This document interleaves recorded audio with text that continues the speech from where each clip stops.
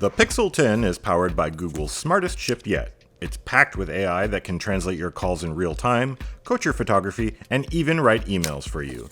But here's the thing, no AI feature in the world is going to help you when your battery dies. That's where we come in. So let's open it up and see how repair-friendly this AI-first phone really is. First things first, we're going in through the rear panel, which is a surprisingly easy process considering the Pixel 10's IP68 water resistance rating. No heat required, just a little help from our anti-clamp and some opening picks, and the rear panel lifts up. The wireless charging coils cable is still attached to the phone, but after a couple screws and a bracket, the cable is disconnected and we're in. Next up, 2 screws and a sticker release the metal mid-frame, and with that plate gone, we've got a clear view of the battery. After disconnecting the battery and an interconnect cable that runs across the top of the battery, we're greeted with a cute little eco-green pull tab which seems to indicate battery removal will be easy, right? Now these pull tabs can go one of 2 ways. Either the battery will pop right out, or I'll be pulling until the plastic tears with this battery still in place. For this one, we land somewhere in the middle. It's not effortless, and you'll want a good grip and maybe even a glove, but it comes free nicely with a good amount of force. This is a 19.39 watt-hour pack, which is roughly a 7% upgrade from the Pixel 9's 17.8 watt-hour battery. Down at the bottom of the phone, disassembly remains pleasantly straightforward. 2 screws release a shield, a few more free the speaker, and the entire lower board, which is home to the USB-C charging port, lifts right out. A modular and easily replaceable charging board is a huge repair win for this phone, and a feature we've hoped Pixels would add for a long time. The main board takes a little more persistence. After pulling the obvious screws, the board is still firmly in place, so I move on to the cameras. Disconnecting the cables frees the entire assembly, and here's the lineup.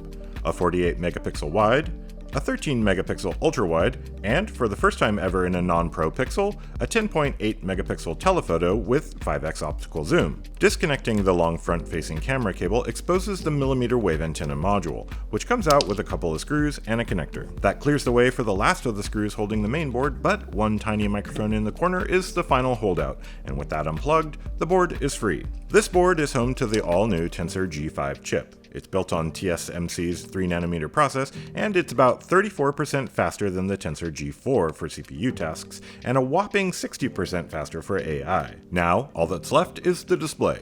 Unlike the rear glass, this one doesn't give up so easily. Onto the heat mat it goes, and then a heavy-duty suction cup and some picks work their way through the strong adhesive. Freed from the frame, we're looking at a 6.3-inch Actua OLED panel, capable of 3000 nits peak brightness and a 120Hz refresh rate. It's gorgeous and glued down tightly enough that you really hope you'll never have to replace it. Speaking of Pixel displays, if you have an older Pixel phone that needs a new display or battery, we've got a ton of Pixel replacement parts and fix kits that have everything you'll need for your repair over at our store at iFixit.com.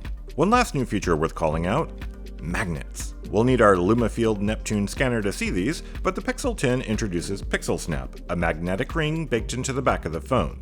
That means MagSafe style wallets, mounts, and chargers just click into place. Wireless charging also gets an upgrade to the new Qi 2 standard, 15 watts on the regular Pixel 10 and 10 Pro, and up to 25 watts if you go Pro XL. We made a whole video about the pros and cons of wireless charging. Check it out in the link in the description if you're curious to see how Qi 2 and other wireless charging technologies work. So what's the final word? On a repairability scale, the Pixel 10 earns a provisional 6 out of 10. Here's what works in its favor. The back glass comes off without heat, which makes every other repair easier. The internal layout is clean and simple, with fewer screws than most flagship phones. And they're all T3 Torx Plus, which means even a regular T3 driver will do the trick.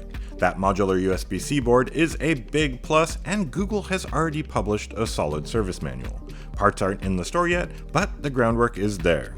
There are a couple of sticking points though. The battery is still glued in firmly, although that new pull jacket design works better than past Pixels. The display is also glued down tight, and it absolutely requires heat, but at least Google's dual entry design keeps the risk lower than it could be, and once you've finished your repair, you can't reassemble the back cover, display, or battery without new adhesive. So overall, the Pixel 10 makes real progress. It's stronger, more sustainable, and still fairly repairable. A solid step forward, but not quite the perfect balance of durability and fixability we're hoping for.